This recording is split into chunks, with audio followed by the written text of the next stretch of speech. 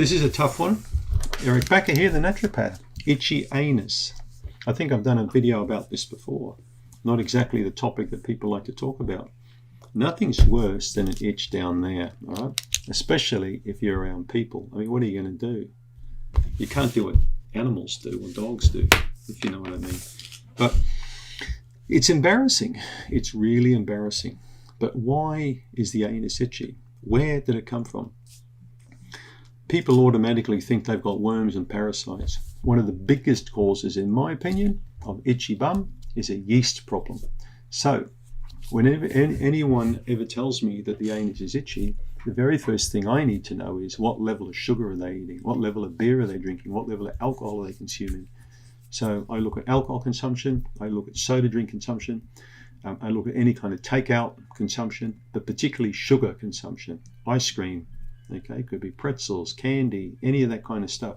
So if you're none of the above, you say, this guy's on another planet. I don't need any of that. My anus is so itchy.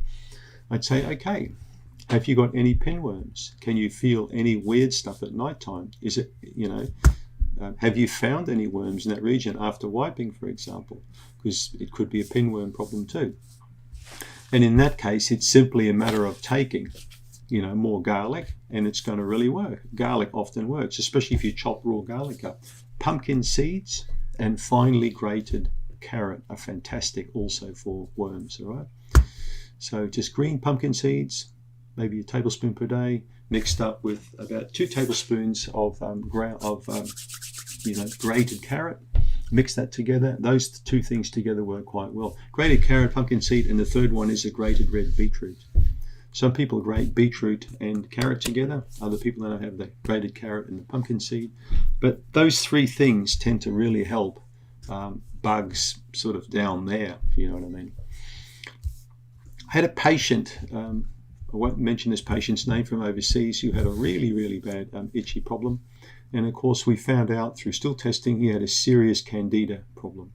So we treated it internally with Candida Remove, very good. But also what this guy did is he started to use coconut oil and coconut cream around the anal region, and it really worked well for him.